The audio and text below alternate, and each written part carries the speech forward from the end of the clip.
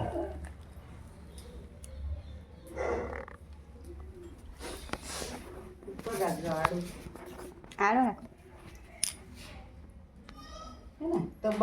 અત્યારે વૈચારિક દ્રષ્ટિ આપણે કેવી રીતે બનાવવાનું છે એના માટે મેં તમને કીધું કે વિવેકાનંદ કરીએ કે આપણે રામકૃષ્ણ પરમહંસ જેવા વિવેકાનંદ બનાવીએ કે મોરારી બાપુ જેવા કથાકાર બનાવીએ કે વૈજ્ઞાનિક બનાવીએ, હે ને? તો એના માટે આપણે શું કરીએ, બાળકની 3 જાતની ક્ષમતા હોય છે. એક આઈક્યુ કહીએ છીએ જેને આપણે, એક કહીએ છીએ એને ઈક્યુ અને એસક્યુ. 3 ક્ષમતા. બાળકમાં કેટલી ક્ષમતા છે? 3 જાતની. 3 ક્ષમતાને તમારે વિકાસ આપવાનો. આપણે કહીએ કે મસ્તિષ્ક કેટલું છે કે 3 ભાગમાં વેચાયેલું છે. પહેલો મસ્તિષ્ક શું કરે છે? બૌદ્ધિક પ્રતિભા વધારે છે. બીજું મસ્તિષ્ક શું કરે છે? આધ્યાત્મિક પ્રતિભા વિચારે. ત્રીજું મસ્તિષ્ક વૈચારિક. તો 3 પ્રતિભાને વિકાસ કરવાનું કામ આપણું છે. એના મસ્તકમાં છે તો ખરી, મશીન ગોઠવાઈ ગયો છે, પણ ટેપ રેકોર્ડર ચાલુ કરવા માટે તમારે એના સુધી તમારા સંદેશ પહોંચાડવા પડશે. તો એના માટે શું કરવા છે? ગર્ભો में बच्चा पिता भाई बहन तथा अन्यों के अलावा माँ के 5000 शब्द 24 घंटे में सीखता है. इसलिए विभाजित 4-5 घंटे अच्छी बातों का अनावरण करने के लिए आवश्यक है. તો સારી વાતો આપણે બાળકને પહોંચાડવા શું કરે? આંખ બંધ કરીએ ત્યારે કોઈ બી વસ્તુ આપણે કહીએ, ભગવાનનું બી સ્મરણ કરીએ તો આંખો કેમ બંધ થઈ જાય? કારણ કે આપણે આત્માથી જ જોડીએ છીએ. ભગવાન સામે ઉભા રહે તરત આંખો બંધ થઈ જાય. આરતી કરતા તો આંખો બંધ થઈ જાય. કરવાની જરૂર નથી રહેતી, ઓટોમેટિક બંધ થાય છે. કેમ કે એ ઘડી આપણે ભગવાનનું ધ્યાન આપણા સામે આવે છે. તો આંખો બંધ કરીને સારી વસ્તુ જો વિચારી હોય તો એને પહોંચાડવા માટે આપણે બાળકને શું કરીશું? બૌદ્ધિક પ્રતિભા, હે ને? તેને આઈક્યુ વધારવા માટે શું કરીશું? સારું વાંચન. જેટલું વાંચન કરીને બુદ્ધિ કેમ પ્રબળ થાય, કેમ બુદ્ધિશાળી બને બાળક, એના માટે આપણે વિચાર કરવાના છે. બીજું વિચાર છે અધિક સે અધિક ભાવનાત્મક પ્રતિભા. બાળકનો 80% વિકાસ જ્યારે ગર્ભમાં થઈ જતો હોય તો એને આપણે કેવી ભાવના સાથે જોડીશું? તમારામાં ભાવ હોવો જોઈએ કે એ મારા પતિ છે, આ મારા સાસુમાં છે, કે આ બાળકને કહેજો બેટા દાદા છે, દાદી છે, ઘરમાં આટલા બધા લોકો છે, તને બધા પ્રેમ કરશે, તને ખૂબ ભાવ. તો બાળક શું છે? પ્રેમના ભાવથી જોડાશે.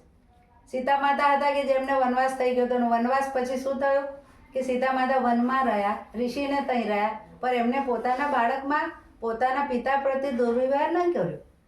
એમને દ્વેષ નહીં નાખ્યો કે તારા પિતાએ મને જંગલવાસો આપી દીધું, તું પેટમાં હતો અને તારે આમ કર્યું તેમ કર્યું, એવું ગલત વિચાર એમને બાળક સુધી નહીં પહોંચે.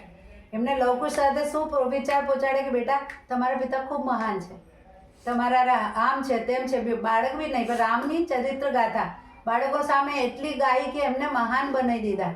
એ તો એમને પછી ખબર પડી કે એ અમારા પિતા છે રામ. ત્યાં સુધી બાળકોને પણ એમને કેવી રીતે પોતાની બાળકનો વિચારની દ્રષ્ટિથી બાળકને પિતા સાથે જોડી રાખ્યા. એના પછીનું આવે છે બૌદ્ધિક પ્રતિભા, એટલે ભાવનાત્મક પ્રતિભા હતી એમને કે રામ બહુ મહાન રાજા છે તો અમારે એમના સાથે મળવું છે. એના માટે એમને અશ્વમેઘનો ઘોડો બાંધ્યો. અશ્વમેઘનો ઘોડો બાંધવાનું કારણ શું હતું કે રામ એ છોડાવવા આવે તો અમારે એમના સાથે પ્રશ્ન પૂછવું છે કે તમે તમારી પત્નીનો ત્યાગ કેમ કર્યો. એના માટે એમને એટલા બધો સંઘર્ષ કર્યો બાળકનો. કેમ? એ ભાવનાત્મક પ્રતિભા સીતા દ્વારા નાખેલી હતી. પછી બીજું છે આધ્યાત્મિક પ્રતિભા. બાળક તમારે જે બી કંઈક છે, તમે જે કોઈ ઈષ્ટને માનો, કોઈ ન માનો, એના સામે બેસો ને આધ્યાત્મિક પ્રતિભા એના સાથે જોડો કે બેટા આ જો અત્યારે શું આવ્યું તો કે નવરાત્રિ, અત્યારે શું આવી તો કે દત્ત જયંતિ આવી. દત્ત કોણ હતા? દત્તનું ચરિત્ર ચિંતન વાંચીએ બાળક સાથે પહોંચાડીએ. શિવરાત્રિ આવ્યો તો શિવનું ચરિત્ર એમને સામે કહીએ, હે ને? કૃષ્ણ ચરિત્ર કહીએ, કૃષ્ણનો જન્મ કરીને આપણે મટી જાય, પણ કૃષ્ણનો જન્મ થયો તો એમના સુંદર જે એમના સાથે ગુણ હતા તે ગુણોનો પ્રતિપાદિત બાળક જોડે કરીએ તો એ ગુણ તમારા બાળકમાં આવે. આધ્યાત્મિકતા ખાલી જોડવાથી, પૂજાપાઠ કરવાથી નથી આવતી. એનાથી આવે છે એનો ભાવ બાળક સુધી પહોંચવું જોઈએ. તો આવશ્યક છે કે 3 આઈક્યુ, ઈક્યુ અને એસક્યુ જ્યારે બાળકમાં આવે તો બાળક એક શ્રેષ્ઠ બાળક બને. એનાથી બનાવવા માટે આપણે माँ के भावनात्मक स्तर का द्वार बनती है. माँનો ભાવના આ બધામાં તમારે જોડવાનું, તમારા સ્તરથી બાળકની ભાવના વધશે. એના પછીનો આવે છે બચ્ચે में अच्छी आदतें बनाने का सबसे बढ़िया समय जन्म से लेके 5 વર્ષ તક તમારા હાથમાં છે, હે ને? જન્મથી લઈને 5 વર્ષ સુધી તમારા હાથમાં છે. તમે ધારો તેવું બાળકને ઘડી શકો છો. અત્યારથી તમે ઘડશો એટલે ઘડી શકો છો. એના પછી આવે છે अविकासशील मस्तिष्क की छाप किसी व्यक्ति के चरित्र और व्यक्तित्व को बनाता है.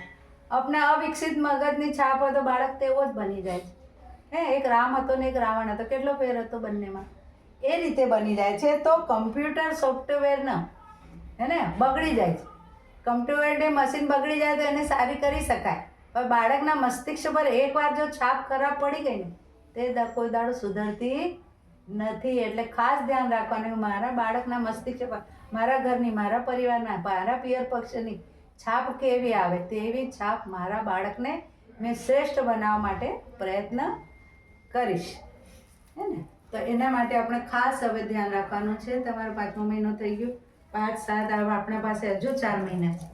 એના માટે આપણે કેટલું કરી શકીએ? કેમ કે એનું કારણ છે કે બાળક કેવો જોઈએ. આપણે જઈને સગર રાજાને 1001 પુત્ર હતા. કેટલા હતા? 1600. હે ને? 16,000 પુત્ર હતા, એક નહીં. પણ તેમને શું કર્યું? એક ઋષિને હેરાન કરીને એમના ગળામાં જ્યારે સાપ નાખી દીધું અને એમને જ્યારે એ કરી તો બધાને બારી નાખ્યા. કોને? કપિલ મુનિ. કપિલ મુનિના આશ્રમથી બચી ગયા, પણ એમના જ કુલમાં એક બાળક એવો થયો કે જેનું નામ